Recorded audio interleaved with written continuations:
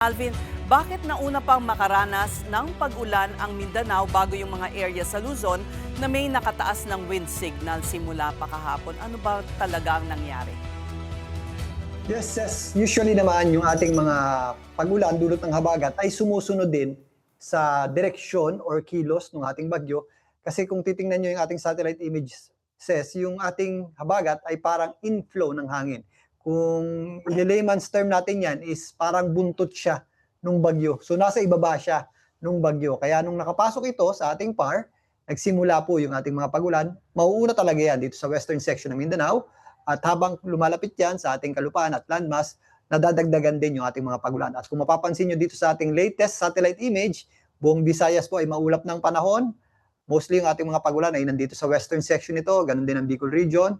Kanina may mga pagulan na tayo sa Batangas at Cavite, sa Mimaropa, particularly sa Mindoro. Then susunod na nga bukas sa Metro Manila, magiging maulap na po yung ating panahon. Actually ngayong gabi may medyo overcast na tayo at nararamdaman na rin po yung ating hangin. Kung lalabas kayo ngayong gabi, mararamdaman na natin medyo mahangin na tayo. Magpapatuloy na yan bukas at any time of the day, possible tayong makaranas na ng pagulan. Kasabayan nung unti-unting paglapit pa nitong bagyong Inday dito sa extreme Northern Luzon. Hindi lang Metro Manila, maging dito po sa Central Luzon, ang Zambales at Bataan. At habang umakyat pa itong si Inday patungo dyan sa may area ng Taiwan, Friday to Saturday, madadagdagan din po yung ating mga pagulan dito sa mga kabundukan ng Cordillera, kasama dyan ng Baguio City at ang Ilocos region. And says, kahit makalabas na ng ating area of responsibility, itong Inday, magpapatuloy yung effect ng habagat.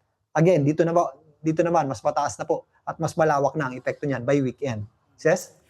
Alvin, pakipaliwanag kung paano nakakontribute yung clockwise na ikot ng bagyo sa areas na naapektuhan ng habagat.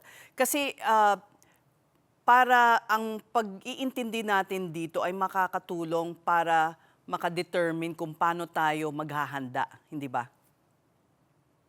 Yes. Yung ikot natang bagyo natin is, pag ganito nga, papunta dun sa loob. At usually, ayan, kapag panahon ng habagat, southwest monsoon, kung papansinin nyo rin yung ating satellite image, yung concentration ng mga pag-ulan at malalakas na hangin nung bagyo mismo, yung ating radius sa bagyo, kung magdodrawing tayo dito para yung oblong.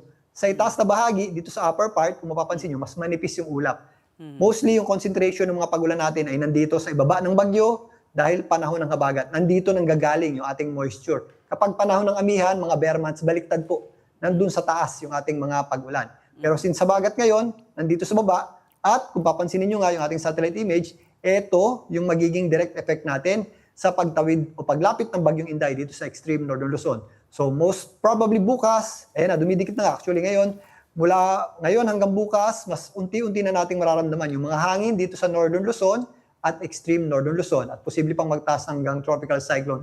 Wind signal number 3 dyan ang pag-asa habang lumalapit. Closest approach natin dito sa mga landmass natin is for tomorrow until Saturday, habang papalabas po ng ating area of responsibility. And then, yun nga, since nasa baba yung ating concentration ng mga pagulan, dahil panahon ng habagat ngayon at southwest monsoon, is yan po yung sasabit sa atin. Although hindi yung gitna, meron pa rin tayo mga malalakas na hangin dyan at mga pabugso-bugsong hangin. And then, yung ating southwesterly na hangin, yun nga yung ating habagat, is nakikita rin natin na sumusunod dun sa pagkilos nitong ating bagyong si Inday. Okay. Yes?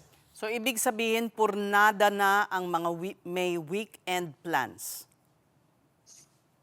Yes, Ma'am Ses, kung may mga lakad kayo dito ngayong weekend sa Metro Manila is mag-ready tayo at mag-ingat tayo sa mga posibleng pagulan or better yet, if hindi naman siya ganun ka-importante, and lalo na kung outdoor activity ito is mas maigi kung nasa bahay na lang tayo or nasa loob ng bahay na lang para dun tayo sa safer side.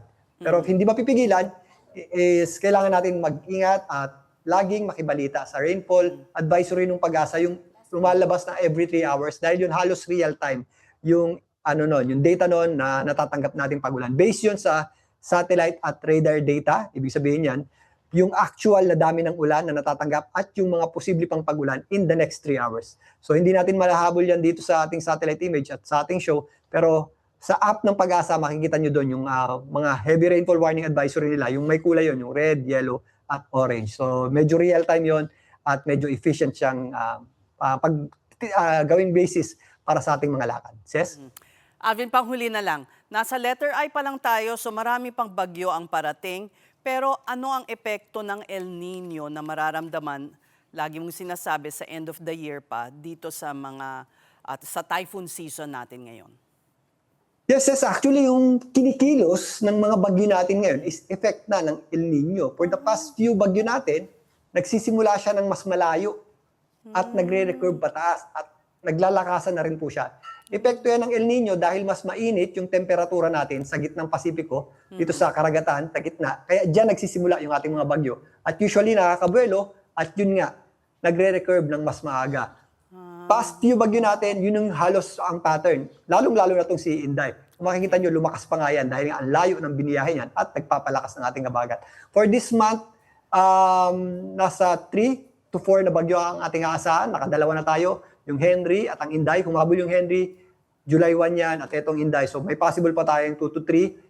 At most probably, halos ganito rin yung itsura or yung ginagawa ng ating mga bagyo. So, ito na yung effect ng El Nino para sa mga bagyo at sa ating mga tagulan. Pero kung mapapansin nyo, yung ating mga habagat ngayon ay hindi siya ganun kadami ang moisture. Pero nonetheless, July pa lamang, medyo maaga pa, meron pa tayong inaasahang mas maraming araw na may mga pagulan dulot ng ating habagat. At by the end of this year, doon natin mararamdaman talaga yung kakulangan natin sa water o sa tubig, lalong-lalo na dito nga sa Angat Dam is meron tayong kakulangan ng below critical level tayo. In the next few days, makakatulong pero hindi pa enough para mapunan lahat. Pero yun nga, this month of July, meron tayong inaasahang mas maraming araw na may mga pagulan tayo. Most probably, yan ay makakatulong sa pagtaas pa ng water level dyan sa Angat Dam. Yes? Maraming salamat. That was News 5 Weather Frontliner Alvin Pura.